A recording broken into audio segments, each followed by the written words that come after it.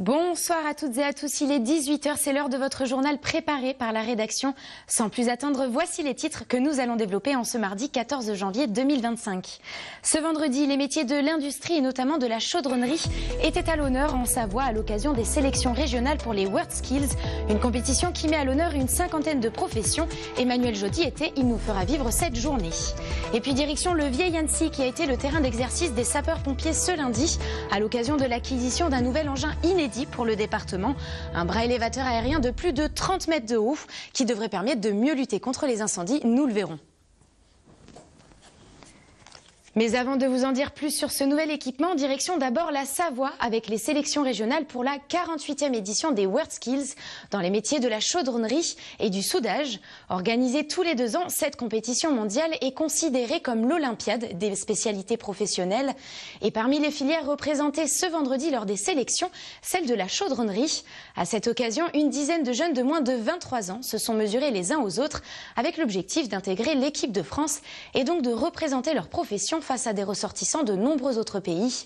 Réunis au pôle de formation de l'Union des industries et métiers de la métallurgie, de la mode Servolex, les compétiteurs ont dû présenter tout le panel de leurs compétences, comme vous allez pouvoir le constater tout de suite avec ce reportage d'Emmanuel Jody. Découpe, pliage, assemblage ou encore soudage, autant de savoir-faire qui composent le métier de chaudronnier. Des aptitudes déclinées ici à la mode Servolex dans le cadre de la compétition WorldSkills. Une épreuve à laquelle participent cette année une dizaine de jeunes issus de toute la région Auvergne-Rhône-Alpes. Afin de se départager, ils doivent réaliser une pièce bien précise à partir de matières premières. Un vrai challenge scruté avec attention par de nombreux examinateurs. Alors on a des points qui sont sur la sécurité, sur l'organisation, sur la mise en forme, sur le soudage, sur l'ensemble, la qualité de la pièce réalisée. Voilà, ça donne un panel assez large de manière à pouvoir être très précis donc à nouveau pour départager les candidats. Dans ce cadre, il faut démontrer autant d'habileté que de précision. Un travail d'orfèvre qui permettra aux meilleurs jeunes artisans rhône-alpins d'obtenir sa place pour les finales nationales en octobre prochain à Marseille. Mais pour ce faire, encore faut-il allier la dextérité au respect des délais imposés par l'organisation.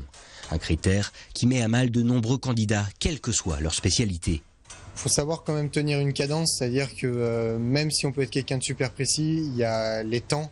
Les temps peut être vraiment le pire ennemi parce que on te demande de faire beaucoup, faire des trucs très précis en un temps qui en fait s'avère être assez minime en fait sur la qualité de travail qu'on exigerait. Ce qui fait que il faut se mettre en condition de compétition, il faut se mettre en condition des temps, faut envoyer une grande charge de travail dans un temps assez réduit. Véritable émulation au sein d'une filière aussi historique que mal connue du grand public, la compétition des métiers s'avère être un véritable atout pour de nombreux secteurs d'activité. Un concours qui participe donc à la communication et à la diffusion des besoins de l'industrie aujourd'hui. C'est indispensable parce qu'on a besoin de démontrer au grand public ce que c'est que le métier de chaudronnier, ce que c'est que le métier de soudeur, de redire aussi sans arrêt qu'il y a de l'emploi, il y a du job, il y a des perspectives de développement des compétences, il y a des bons salaires. Et il y a rien de mieux qu'un événement de ce style avec une compétition qui les met à l'honneur. Au terme de ces sélections, le meilleur représentant régional rejoindra donc les quelques 800 autres compétiteurs issus des près des 70 métiers représentés pour la finale nationale. S'en suivront les finales européennes puis mondiales qui auront lieu en 2027 à Helsinki, en Finlande.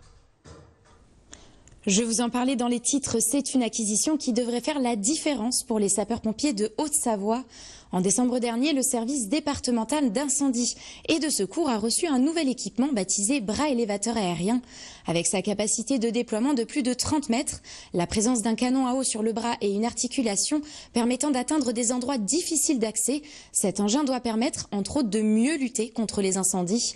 Ce lundi, si vous étiez dans la vieille ville d'Annecy, vous l'avez d'ailleurs peut-être vu passer, car à l'occasion d'une journée de manipulation, les sapeurs-pompiers sont allés le tester en conditions réelles sur des bâtiments historiques.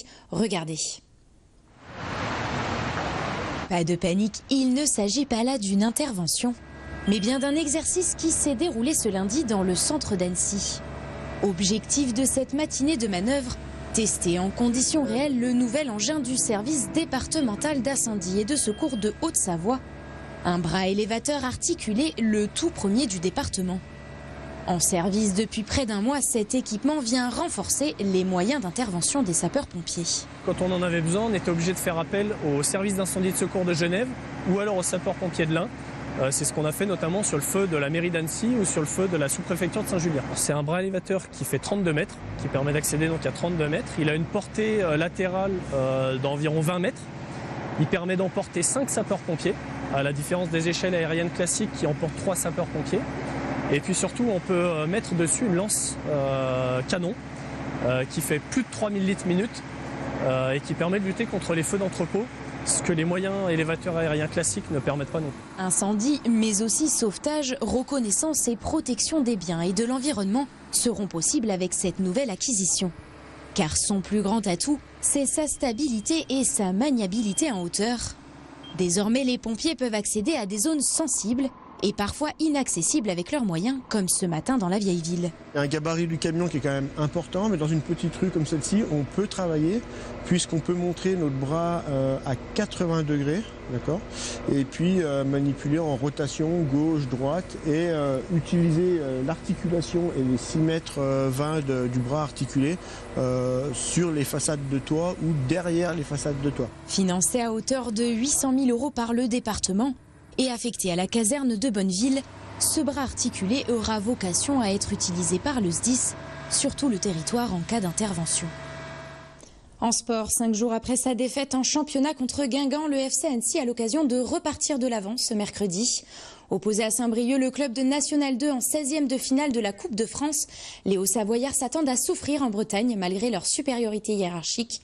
Laurent Guyot, l'entraîneur du FCA, et Jean-Philippe Nallet, le directeur sportif annécien et ancien joueur du Stade Briochin, se sont présentés devant la presse ce lundi pour la traditionnelle conférence d'avant-match. Ils répondent aux questions de Sébastien Germain. C'est une compétition qui est entre guillemets très aléatoire parce que de différence de niveau, il y en a que je dirais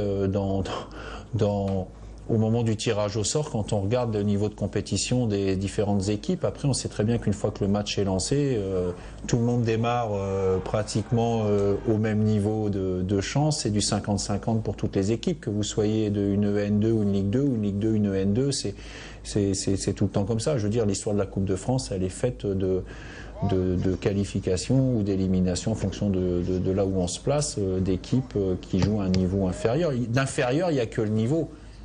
Je pense que le principal piège, c'est justement de manquer d'humilité, mais pas de manquer d'humilité dans le fait de se croire supérieur. Je dirais qu'aujourd'hui, se croire supérieur en Coupe de France à une équipe avec 2 ou 3 divisions d'écart, c'est pas un manque d'humilité, c'est de la stupidité.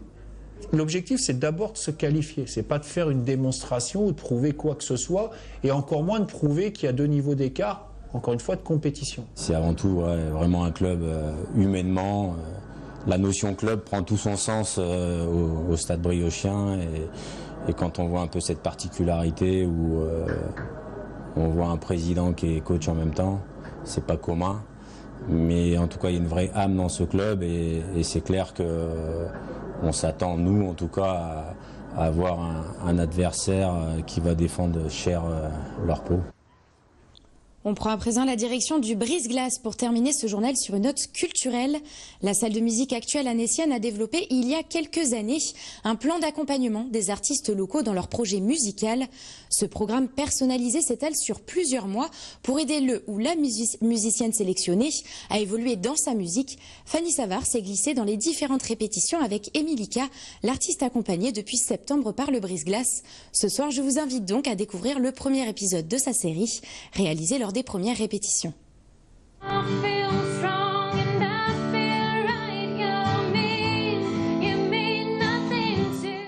Cette année, c'est dans les locaux du Brise-Glace qu'Emilika se perfectionne.